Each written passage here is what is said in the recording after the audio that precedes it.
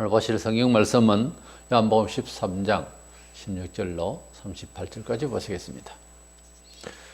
내가 진실로 진실로 너희에게 이르노니 종이 주인보다 크지 못하고 보냄을 받은 자가 보낸 자보다 크지 못하나니. 21절 예수께서 이 말씀을 하시고 심령이 괴로워 정언하여 이르시되 내가 진실로 진실로 너희에게 이르노니 너희 중 하나가 나를 팔리라 하시니.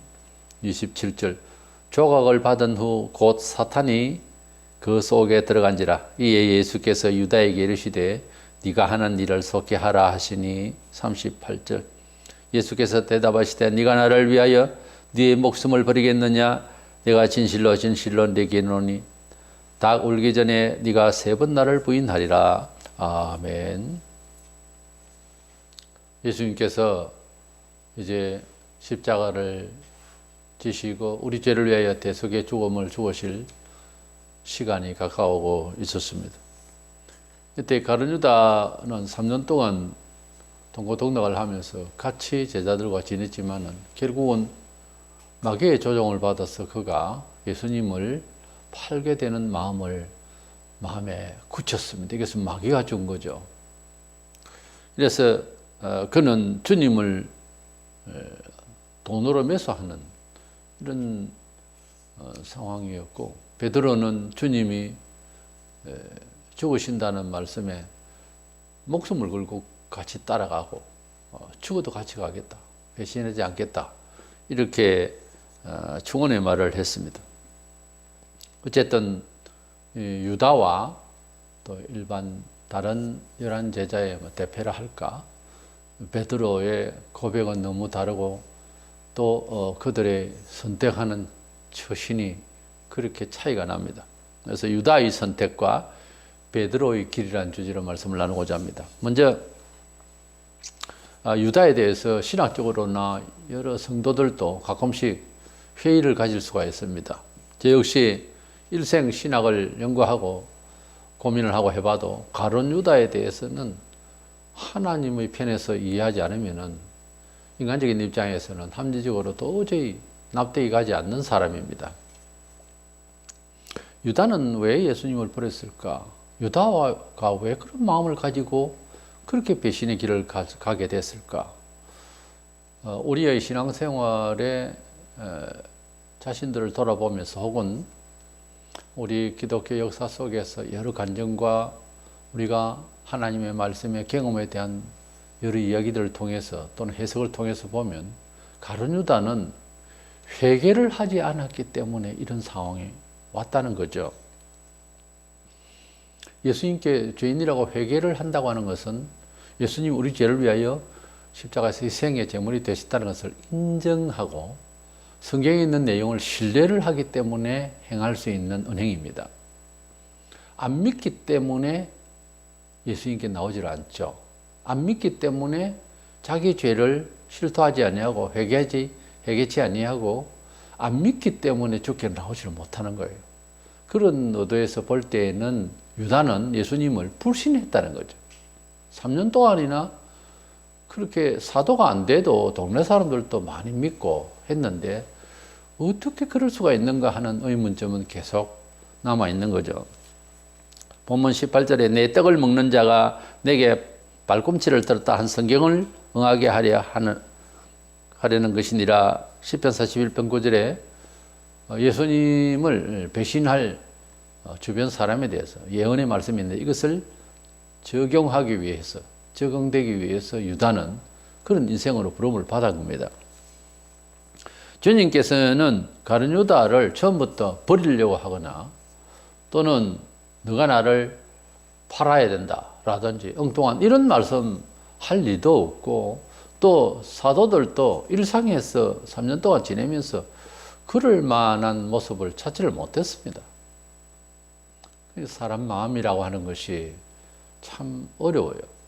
보통 하는 말이 한 6개월은 사귀어봐야 사람을 안다 그런 말도 있는데 3년을 사귀어도 몰랐다는 거죠, 사도들이. 다른 사도들, 11사도들은 무슨 생각을 했을까?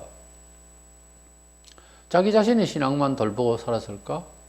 행제에 대해서 그렇게 예수님 말씀을 많이 하셨는데도 어떻게 유다의 정신 세계에 대해서 의심이 하나도 없었을까? 이런 생각도 들고요. 어쨌든 가룟 유다의 심정을 같이 먹고 자고 그랬거든요. 근데 몰랐다는 것은 참 회의가 있고 해석하기 어려운 점이 사실은 있어요. 어떻게 이럴 수가 있을까? 깜짝같이 쏘겠다는 건데요, 양심을. 그 마귀의 최강점이 속이는 겁니다. 그렇지, 같이 살아도, 형제같이 살아도 모르는 거죠.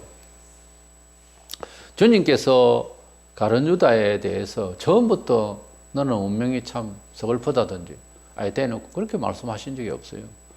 오히려 감추어 주시면서 가룟 유다에게 회개할 것을 기대하시고 언지를 여러 번 주셨어요.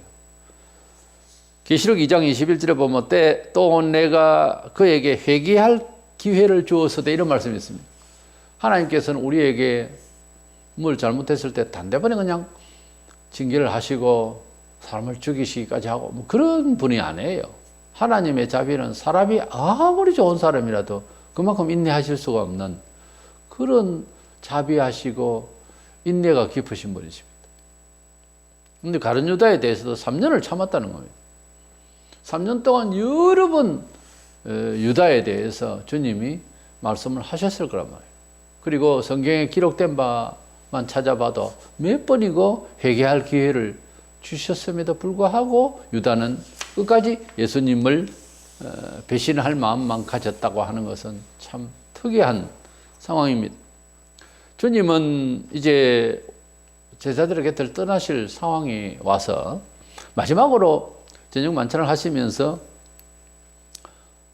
이 사실을 약간 직간접으로 이제 제자들을 앉혀놓고 말씀을 하시게 된 겁니다. 너무나 고통스러워서 배신당할 것을 제자들에게 말씀하시는 21절에 예수께서 너희에게 이르노니 너희 중 하나가 나를 팔리라 이렇게 말씀하셨어요. 모든 제자들은 충격이죠. 어떻게 이런 말씀을 하실까? 근데 그럴 줄 알았다. 유다 너지 바로 그렇게 나올 만한데도 전혀 그게 없거든요. 아니 무슨 말씀? 누가요? 누가 주님을 배신한단 말입니까? 주님을 팔다니요? 막 이렇게 되는 거죠.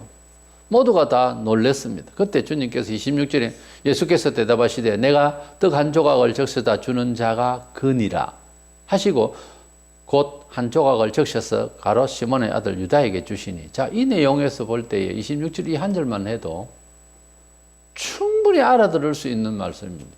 그래도 3년 동안 믿고 서로 동고동락했던 사이에서 유다를 말씀하는 것은 귀로 들리질 않습니다.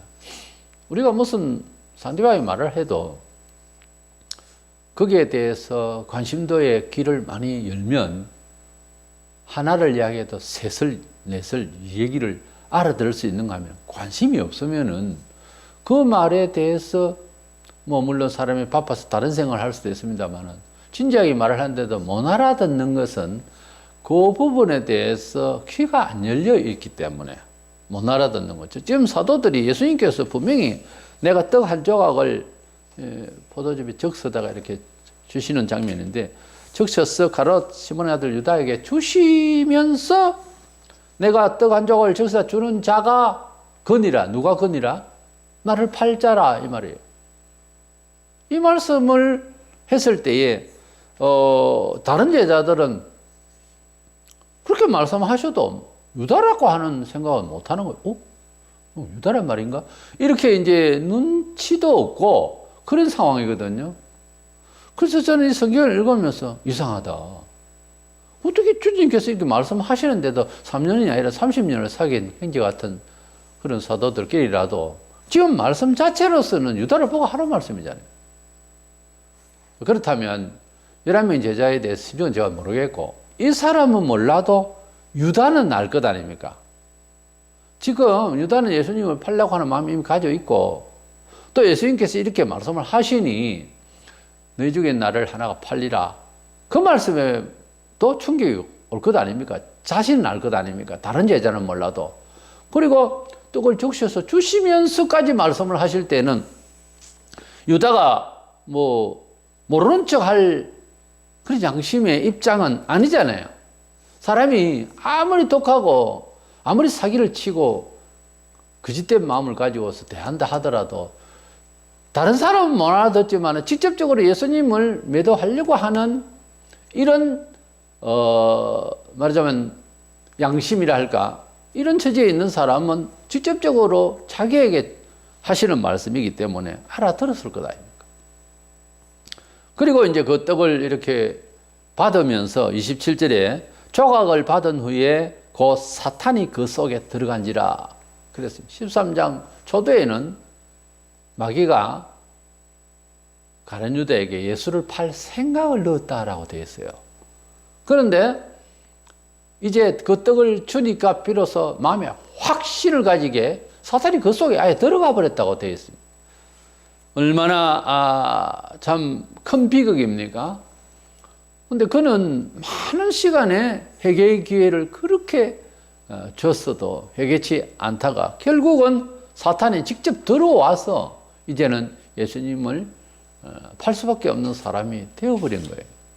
우리가 마음가짐을 갖는다는 말을 들었는데 마음가짐이라는 마음속에 어떤 정신세계가 새롭게 설정이 되어버리는 거죠. 마음가짐, 다짐 이런 말이. 그래서 유다는 사탄에게 완전히 매임을 받게 된 거예요. 그리고 주님께서 이렇게 떡을 주시는 것을 받고 난 뒤에 유다가 떡을 받았어요. 30절에 보면 유다가 그 조각을 받고, 어떤 조각? 적셔 주시는 그 조각을 받고 곧 나가니 밤이러라.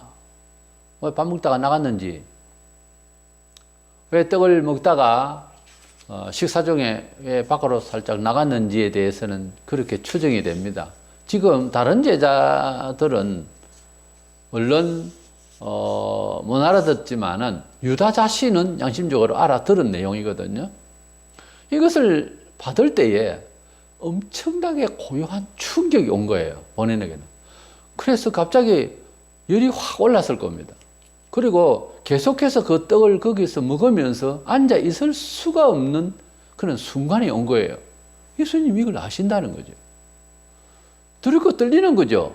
그래서 밖으로 나갔는데 뭐 저녁 때니까 밖에 나가면 밤이죠.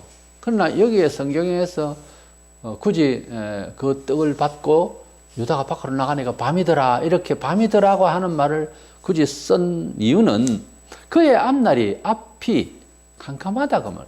흑암의 세계요, 지옥의 세계요. 그의 앞날은 죽음의 세계, 사망의 세계다는 것을 이 밤이더라고 하는 말에서 주고자 하는 영적인 의도가 있는 겁니다. 사도행전 1장 25절에 보면 유다는 그 직무를 버리고 제 곳으로 갔나이다.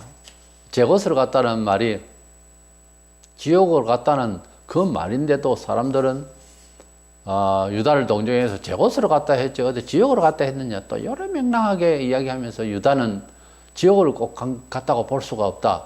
이딴 식으로 생각하는 신학대학 원장도 있어요. 이러니 가룟 유다에 대해서 예수님께서 저는 안 났으면 자기한테 좋을 뻔했다라고까지 말씀을 하셨는데 구원받을 사람이 그렇게 말할 턱이 없거든요. 구원 못 받았어요. 버림을 받은 사람입니다. 그가 예수를 팔았던 그 죄, 그 자체도 크지만은 그것 때문에가 아니고 그는 완전히 마귀에게 매여서 그 영혼이 팔려온 자입니다.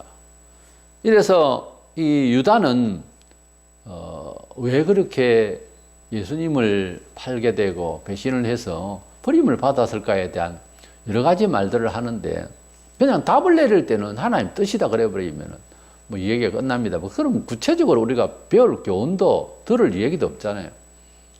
그리고 또 교리적으로 그저 예정이다. 그게 내 하나님 뜻이라면 하나님께서 예정을 하신 분이다. 사람이다. 뭐 이렇게만 해도 그것도 답이 안 되고요. 뭐든지 그렇게 운명적으로 얘기를 해버리면 안 되고 그가 회개를 안 해서 그래요. 좀 마음이 와닿죠? 회개를 해야 된단 말이죠. 가룟 유다는 회개를 끝까지 안 했다는 거예요. 군데군데 주님께서 회개하도록 주여 제가 잘못하고 있습니다. 생각을 잘못했습니다. 용서하시옵소서. 제가 팔려고 생각을 해서 이렇게 해버리면 될 거를 그거를 고백하지 못하고 그것을 돌이키지 못하는 것은 인격적으로 생각을 할 때에는 회개를 안 해서 그렇습니다. 사람이 신앙 양심적으로 회개해야 할 부분을 이야기하는데도 안 하는 사람이 있어요. 형제, 이것이 성경적으로는 교인으로 살 짓이 아닙니다라고 말하는데도 그걸 몰라요. 지금 우리 교회 사회도 목사가 심지어 목사님, 이것은 목사로서의 은행은 아닙니다. 제가 잘못됐습니다. 용서하십시오. 이러고 하면 될 걸 끝까지 잘못했다고 생각을 안 하고 말도 안 하는 거예요. 무섭죠. 성령께서 함께 하신다고 하는 것은요, 사람이 가지고 있는 정서, 인격, 영혼의 상태가 죄인인 줄 아는 겁니다, 원래. 이게 복잡한 게 아니에요. 성령을 받았다는 말은 그 사람이 죄인인 줄 아는 거예요. 사람이 죄인인 줄 알고 낮아지면 무조건 하고 은총을 받게 돼 있어요. 은총을 못 받았다. 신앙의 영적인 경험이 없다. 교만하다는 말이다 하는 거죠. 제가 늘 하는 말이, 저는 부족해서 집사직을 못하겠고, 저는 전부 그것은요, 자기 교만을 말하는 거예요. 그게 겸손한 것 같아요. 불순종하는 것은 믿음이 없어서라보다 교만해서 그래요. 사람이 상황에 대한 바른 이해가 되어지고 하면 그 마음을 애를 씁니다, 그게. 그런데 불신하고 관심이 없다고 하는 것은 내 본성에 충실하기 때문에 그렇다고 하는 것을 언제 알겠습니까, 사람이? 그걸 알아야 되는 거예요. 유다가 지금 인간적으로 또 인격적으로 누가 봐도 이것은 수석을 팔고 잘못됐다는 것에 판단이 안 서는 거예요. 주님께서 직접적으로 말씀을 하셨어요. 사실 직접적인 말씀이거든요. 떡을 주시면서 하실 때는. 그래도 이게 안 되는 거예요. 회개가 안 되는 거예요. 그러니까 3년 동안 예수 옆에서 직장도 아니고 내가 고생이다 그러면 나가면 되는 거고, 또 그것을 불만해서 말을 하든지, 그것도 저것도 아니거든요. 제자들이 굶었다는 말은 없어요. 그런데 이 자가 계속해서 예수님을 불신했다고 하는 것은 이건 말이 안 되는 거거든요. 우리가 종교상식적인 입장에서 봐도 사람이 이럴 수가 없다는 거죠. 그래서 단지 그는 운명론적으로 예정된 사람 이렇게 해석하면 안 되고, 성경을 어떤 곳이든 성경 해석을 그렇게 하면 안 됩니다. 하면 유익이 없어요. 그러면 좀 더 구체적으로 삶 속에서 합리적으로 타당한지에 대해서도 생각을 해봐야 되는 거예요. 그거 이상으로 일이 생겼을 때는 하나님께서 어떤 작정이 계신가 보다, 그렇게 생각하는 것이, 무조건 하나님 뜻이다 그러고 남의 일은 하나님 뜻이고 내 일은 안 되고 그런 식으로 불평이나 하고 하나님께 운명이다 그러고 하나님 탓으로 돌리고 하는 그런 신앙은 잘하지 않습니다. 고쳐지지도 아니하고 유익하지 않아요. 그래서 이 유다는 그렇게 하셔야 됩니다. 회개의 기회를 여러 번 줬는데 안 했다는 거죠. 계속 그러니까 마귀가 더 마음을 주었다가 그 다음에 직접 들어올 수 있는 마음이 빈자리가 되니까 그렇게 완전히 정복을 해버리는 거예요. 그러니까 무서운 거예요. 회개하지 않고 순종하지 않고 여러 번 말을 하는데도 계속 안 듣는다 아닙니까? 그러면은 자기 의지 이상의 길이 열려버려요. 자기 의지를 넘어선 마귀가 조종하는, 악한 영이 조종하는 자리를 만드는 꼴이 되는 거예요. 항상 사람이 부드러워야 됩니다. 항상 회개하려고 그러고 순종하려고 그러고 변화받으려고 그러고 이래야지. 너무 고집을 피우고, 성경에 보면 고집을 우사인에 가르쳤어요. 너무 고집을 피우면 여기에 마귀가 들어온다고요. 그것을 아셔서 항상 유연해야 됩니다, 사람이. 하나님께서 말씀하시면 예 하고, 가자 하면 어디로요? 이래 안 물었어요. 아브라함이 어디로 가자 말입니까? 그거 가가지고 어떻게 된단 말입니까? 이래저래 따지면은 은혜가 안 됩니다. 우리의 믿음의 조상이고 우리의 믿음의 상징적인 인물로서 믿음은 그렇게 믿어야 된다고 하는 그런 믿음의 사표가 된다는 아브라함조차도 어디로 가야 되는지도 모르고 따라갔어요. 그것이 믿음이에요. 하나님의 말씀을 다 알고 따르느냐? 못합니다. 하나님의 말씀이 우리 사생활에 21세기에 타당성이 있을까? 그딴 식으로 생각하면 하나도 순종이 안 돼요. 하나도 경험을 할 수 없어요. 유대사회가 타락을 했을 때에 가론 유대의 심정을 한번 인간적으로 이해해 보려고 하는 생각입니다. 그들이 예수님에 대한 여러 말씀들을 3년을 들었단 말입니다. 이곳저곳의 사람들이. 근데 예수님을 결국은 십자가에 못 박게 되는, 유다가 이제 팔게 되고 이런 상황이 벌어졌는데, 그들이 예수에 대해서 왜 오해를 하고, 오해죠, 결국은 미워하게 되고 결국은 죽이게 되느냐 하면은, 자기들의 타락한, 우리가 볼 때는 타락한 상황인 것은 알 수 있잖아요. 그때 종교 사회가 타락한 상황에서 예수가 이런 상황에서 메시아의 타당성이 있느냐, 이렇게 생각한 거예요. 그러니까 진리를 나의 삶 상황에서 타당성이 있느냐, 진리가 용이하냐, 이래 따지니까 안 되는 거예요, 일이. 지금도 마찬가지로 내 생활에, 내 사업에, 오늘날 21세기에 살아가는 나에게 성경이 타당성이 있을까? 이렇게 생각하니까 안 믿어지는 거예요. 이렇게 생각하니까 주님이 주시고자 하는 축복의 그러한 신비한 기적을 체험하지를 못하는 거예요. 그래서 항상 자기 성격, 자기 경험, 자기 지식의 유한된, 그리고 자기가 살고 있는 처지, 자기가 살고 있는 시대 감각, 자기가 살고 있는 환경적 요소에서 진리가 나에게 유용성이 있을까? 요딴 식으로 생각하니까 은혜가 안 되는 거예요. 진리가 주고자 하는 것은 그게 아니에요. 시공간을 초월해서 원칙은 진리가 세운 것이지, 원칙적으로 타당성이 진리에 있는 것이지 내 생활에 타당성이 있는 게 아니에요. 그 내 생활을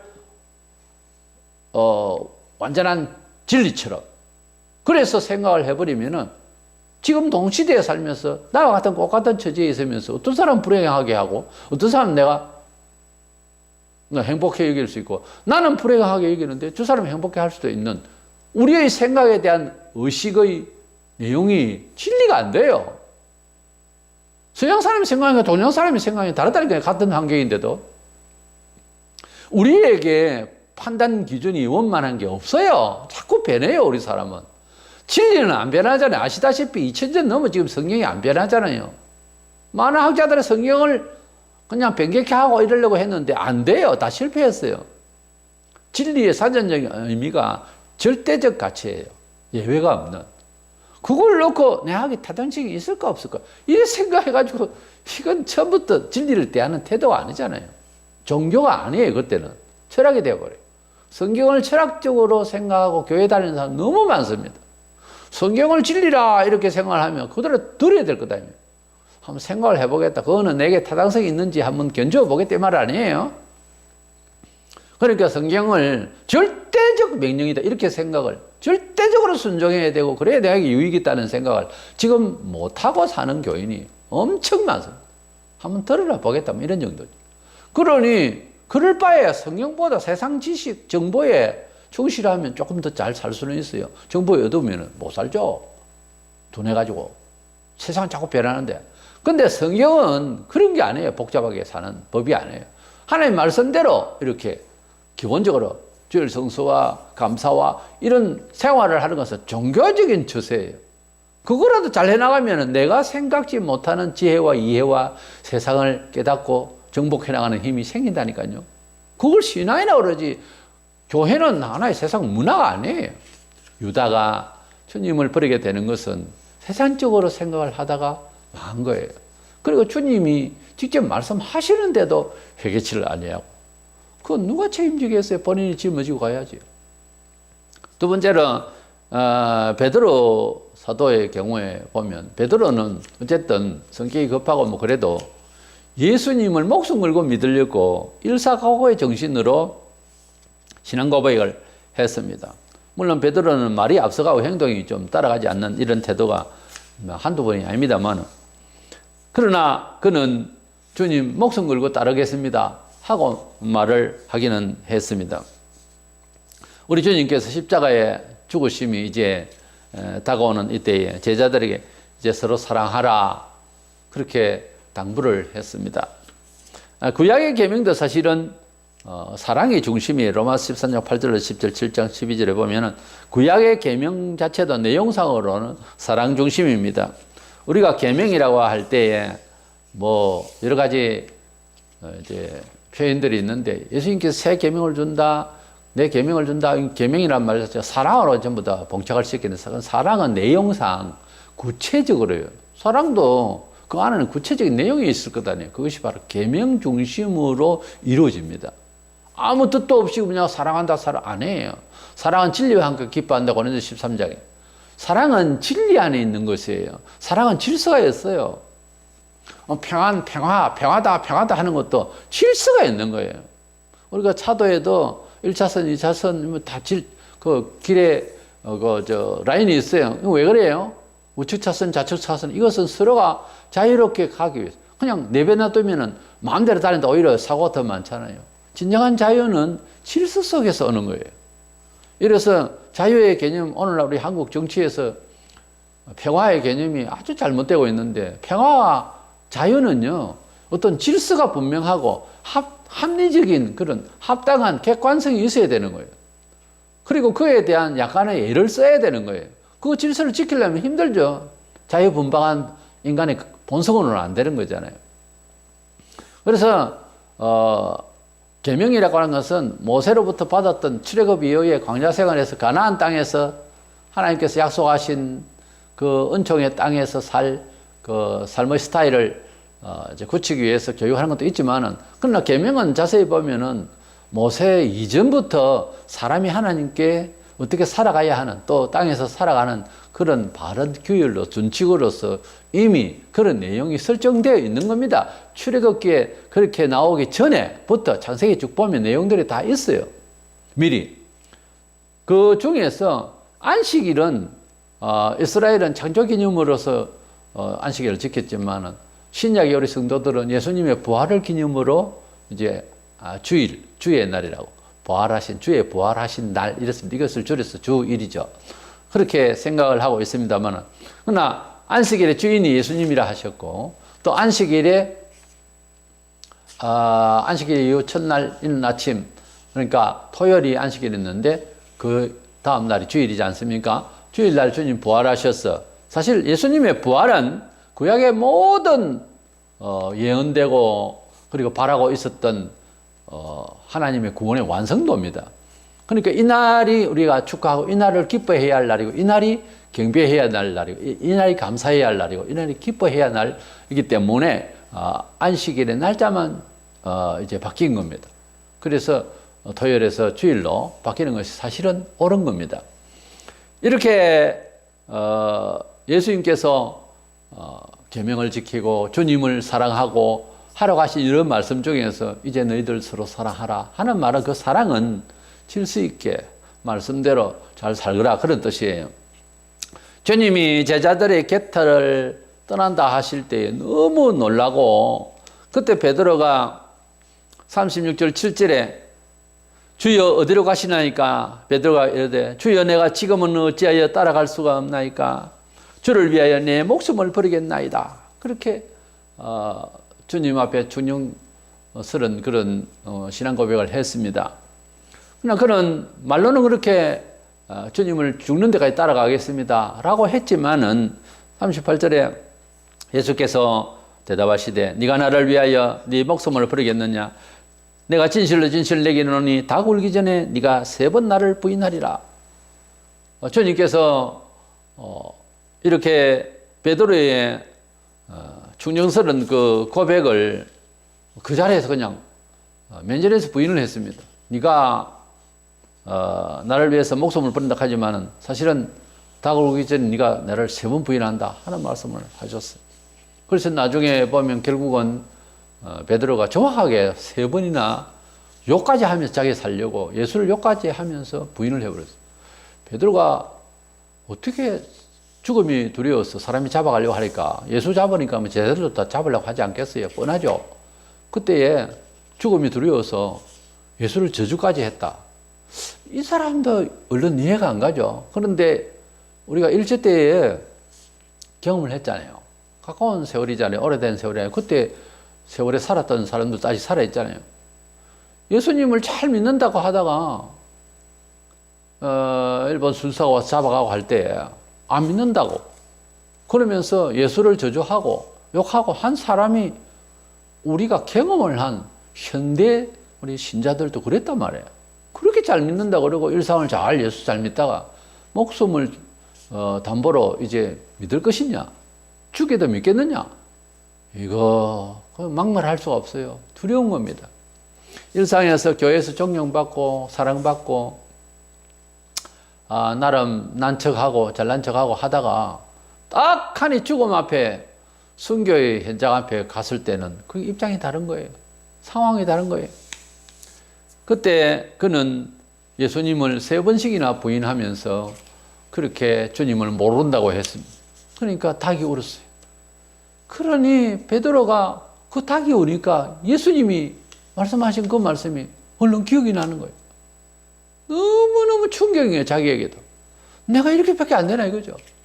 그래서 밖에 나와서 통곡을 했습니다. 그가 얼마나 울었는지 우리는 다 모르지만은 전해지는 말에 의하면 새벽마다 울었다는 거예요. 새벽에 그 닭이 울 때마다 베드로가 계속 울었다는 거예요. 고린도전서 10장 12절에 보면 그런즉 선줄로 생각하는 자는 넘어질까 조심하라 하는 말씀이 있습니다. 우리가 믿음이 이제 강해질 때도 있고요, 약해질 때도 있는데 함부로 말을 하다가 이제 그것을 못 지킬 때가 있어요. 뭐 서원하고 못 지키고, 그리고 뭐 현금이 없어서 그냥 뭐 이제 문서를 남긴거나 글로서 이렇게 약속 헌금을 하고 이래놓고 그것도 못 내고 하는 경우도 많습니다. 우리가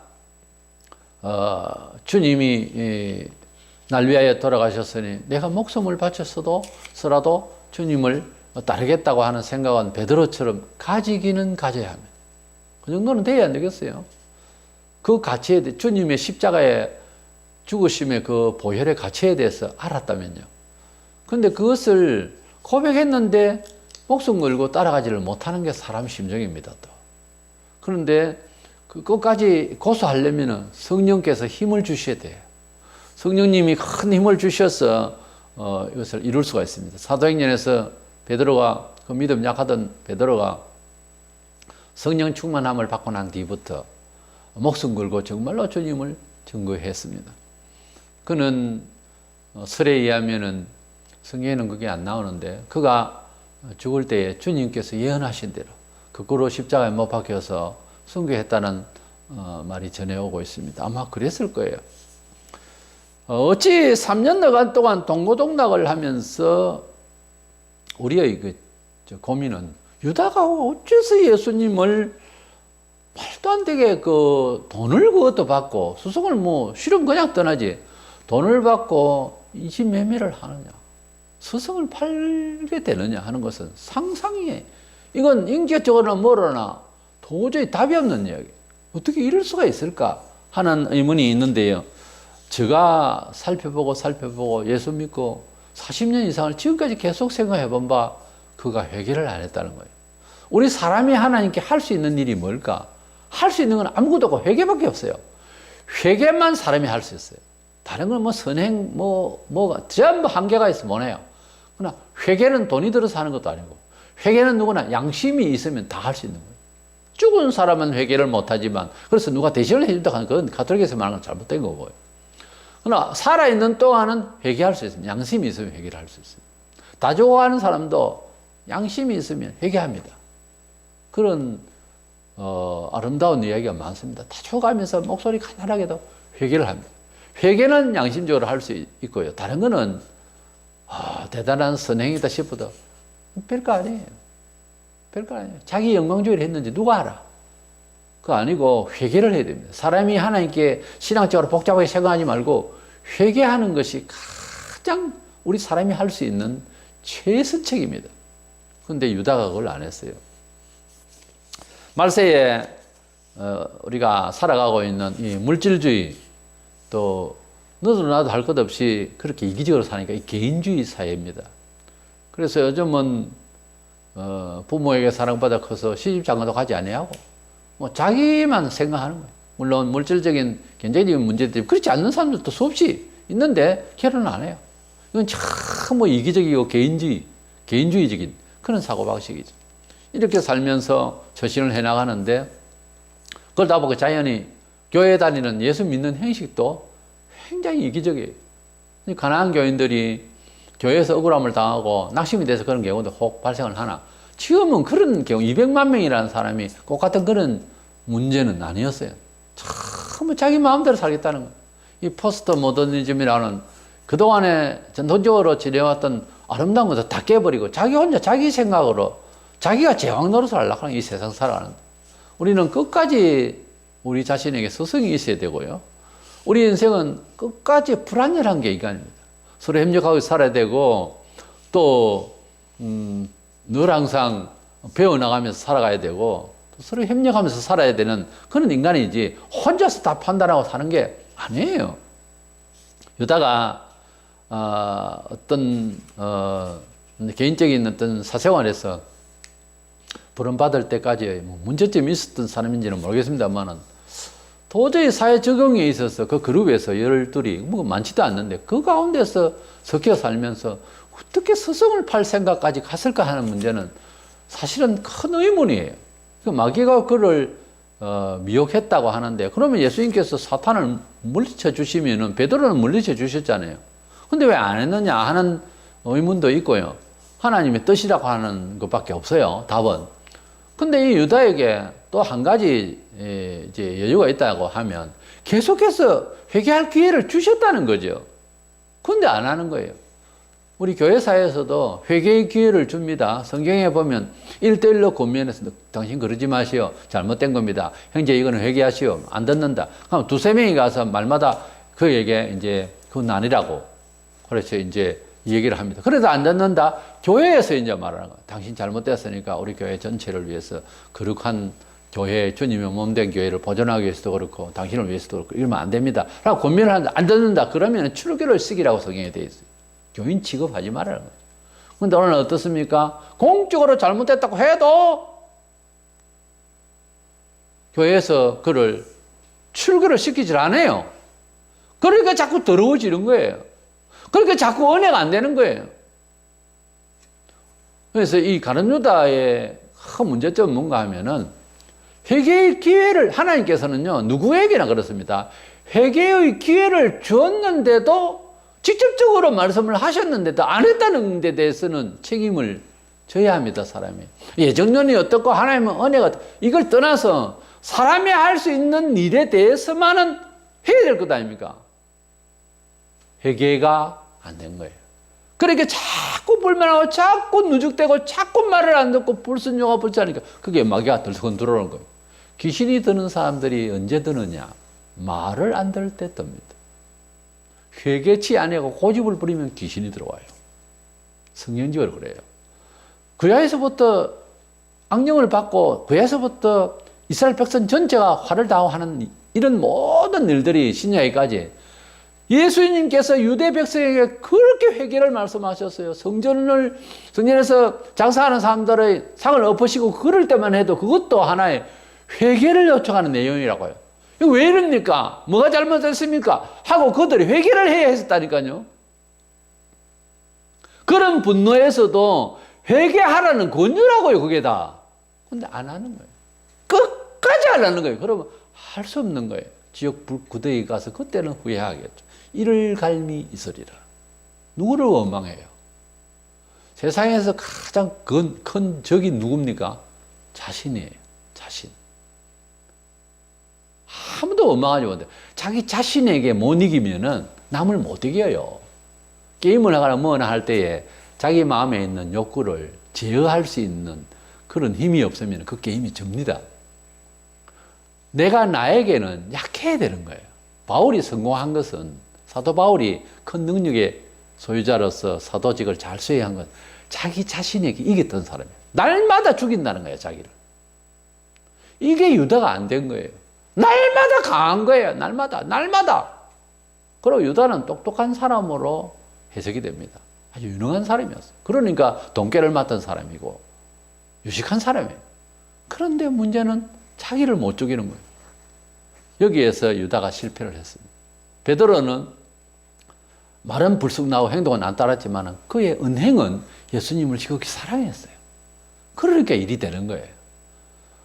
유다의 처신을 버리고 영생을 취급하고 취하고 또 하나님의 뜻을 얻기를 구하여서 그래서 사모하고 베드로처럼 비록 좌절되는 경우가 발생하더라도 신앙 고백만은 주님을 더 사랑하는 교회로 되셔서 아무쪼록 이 시대에 유다의 그 비교를 생각하면서 항상 회개할 줄 알고, 그래서 주님의 인도하심을 받아서 성령님의 감화 감동의 은총을 누릴 수 있는 저와 여러분 되시기를 축원합니다.